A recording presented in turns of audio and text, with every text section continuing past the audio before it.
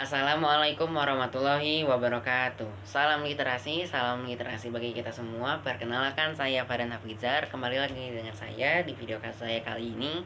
Saya akan mendongeng tentang yang berjudul The King of Atholia. Ini adalah legenda dari luar.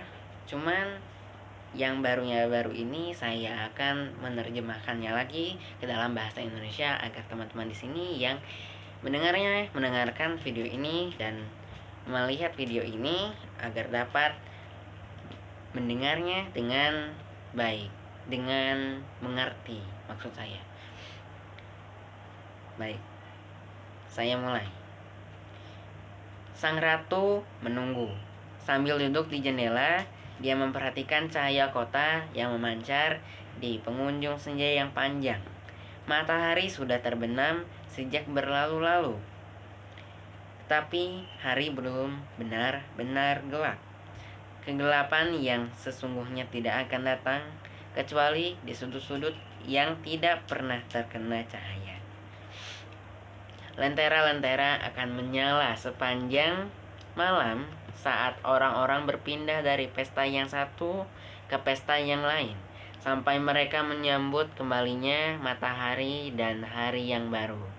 Lalu akhirnya dengan sempoyongan mereka pulang ke rumah mereka masing-masing.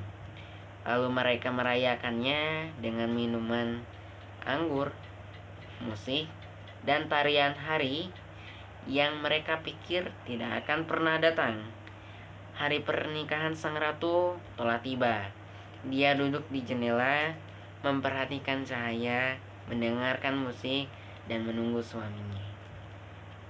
Lalu ada sebuah tempat bernama Atholia, pengantin perempuan yang mendatangi suaminya saat malam pernikahan. Itulah hukum di Atholia saat ada perkawinan. Sedangkan di Edis, pengantin lelakilah yang mendatangi pengantin perempuannya. Mereka telah memilih tradisi Edis. Bangsa Edis melihat itu sebagai kepatuhan sang ratu kepada suaminya yang merupakan orang Edis. Sedangkan bangsa Atholia melihat sang ratu telah menghina kewajiban tradisional seorang perempuan Atholia. Terasa ada bayangan dan ketidakpastian, tapi di luar itu semua ada perkawinan antara dua orang.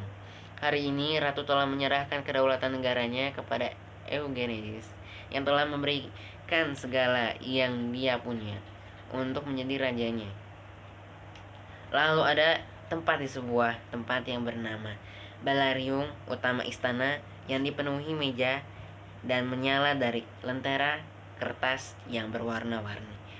Ornon, duta besar Edis, menguap lalu tersenyum saat memikirkan masa depan mantan pencuri dari Edis. Dia dan Eugenides adalah musuh lama dan bayangan menyenangkan tentang masa depan sang pencuri yang terikat dengan kewajiban dan kedaulatan negaranya. Ini jauh lebih memuaskan dibanding setiap pembahasan kecil yang telah direncanakan, pikirnya, dan menatap dengan pandangan yang membuat Ornon duduk dengan lebih tegap, menyeruput anggur lagi, dan mengalihkan senyumnya kepada teman makan malamnya. Begitulah singkatnya.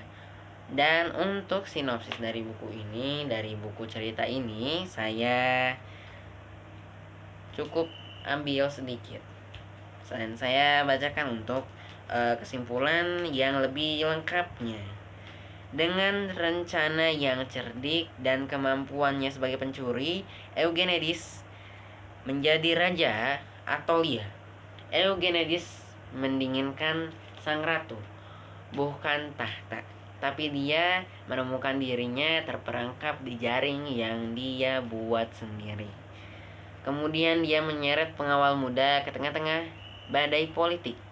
Kostis, yang tahu dirinya hanyalah korban raja yang pikirannya selalu berubah-ubah. Tetapi Ketidaksukaannya pada Eugenides berganti menjadi rasa hormat yang diiringi gerutan Kennedy bergaulat dengan takdir barunya. Raja baru dinobatkan sebagai yang terhormat. Dengan segera anggota kerajaan Anatolia yang busuk akan mengetahui bahwa intrik mereka yang licik dan berbahaya bukanlah tantangan dari Eugenides. Ini adalah lanjutan dari Pencuri Edis dan Sang Ratu dari Atolia. Begitu saja cerita atau dongeng saya untuk video kali ini. Saya pamit undur diri. Wassalamualaikum warahmatullahi wabarakatuh. Dan salam literasi. Semoga kita diberkahi kesehatan. Amin. Wassalamualaikum warahmatullahi wabarakatuh.